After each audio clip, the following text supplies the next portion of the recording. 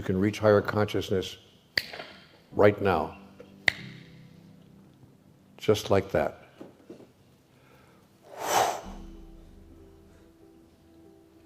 Just like that. Nothing is required. No mind-altering substances are required. Just move into knowingness. You already know. You just don't know that you know, unless you do. There are those who know, but they don't know that they know. They are like children. Teach them.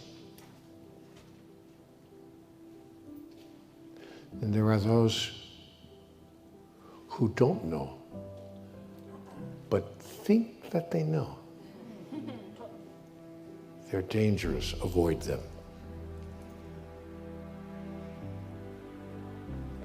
Then there are those who don't know, but who are willing to know. They're students. Nurture them. Then there are those who know, but who have forgotten that they know. They are asleep. Wake them. Then there are those who know, but they pretend that they don't know. They are actors. Enjoy them. But don't get caught up in their dramas, because they're making it all up. Then there are those who know, and who know that they know. These are the cognoscenti, those who know. But don't follow them, because if they know that they know, they would not have you follow them.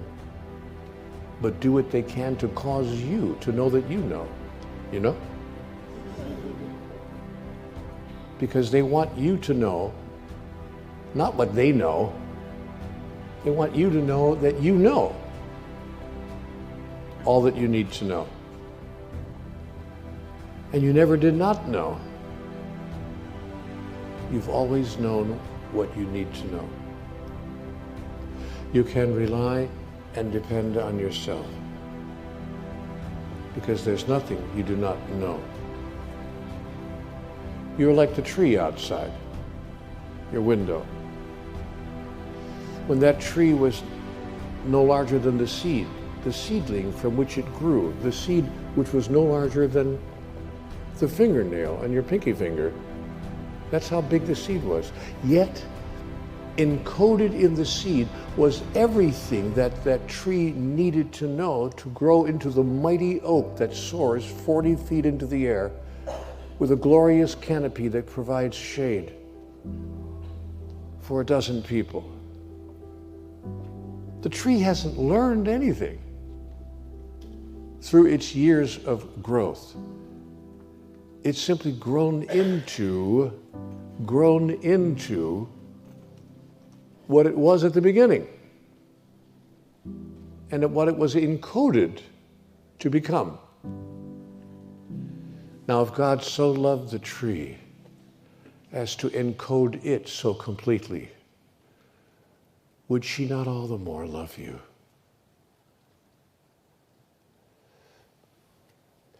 It's really quite simple. I promise you. You know all that you need to know.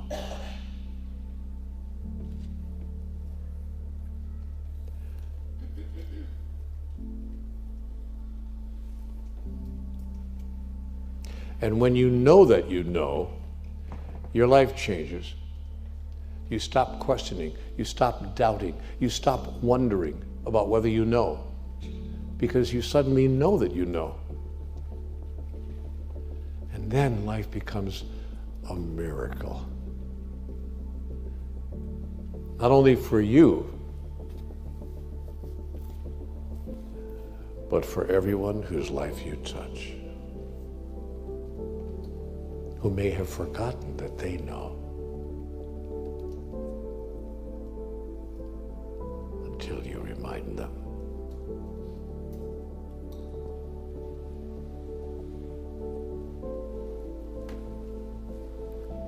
Oh, I could be wrong about all of this. It's all up here. If you decide that when I sit in a certain way, like this, no, you don't understand. My right leg needs to be crossed over my left. And it doesn't go like this, by the way. It's like this. I remember when I was a kid, we all have these ways. When I was a child in Catholic school, in the name of the Father, and of the Son, and of the Holy Ghost. One day, I was in third grade or whatever, we were saying our morning prayers, in the name of the Father, and of the Son, and of the Holy Ghost. And the nun said, no, no, no, no, no, no, no, no. I said, what? She said, no, it's not this. It's this.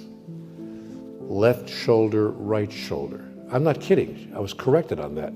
I said, what possible difference can it make? You know, what if I do it this way? I got it backward. God answers backward. I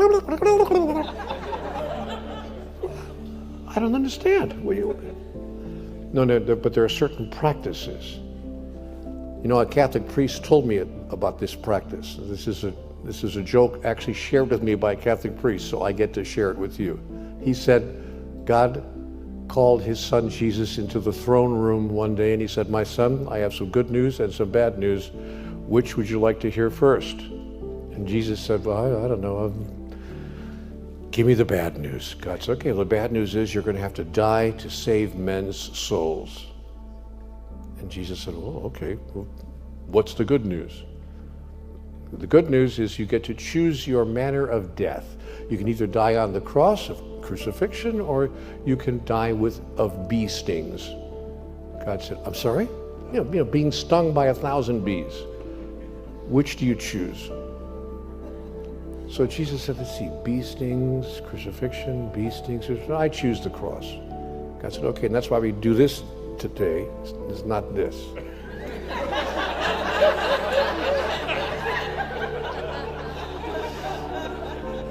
See, so it depends what ritual works for you. If this is what works for you, you know, sitting in meditation, sitting a certain way and not that way, breathing this way and not that way. You see, but be careful, you don't think that that's the way. Because if you do, you'll start teaching other people, no, it works like this. Breathe through your nostrils, you can't breathe through your mouth. In through your nose, out through your mouth. And you got to count to 3, you know. There's a way to do this. There's a way to do this. You see, you got to have legs cross both of them. You got to have, you know, I mean, if it works, I'm not making fun of it. If it works for you, by golly, do it. But be careful you don't think that that's the right way. There's only one way. That's the way. That's not the way. See, whatever works for you.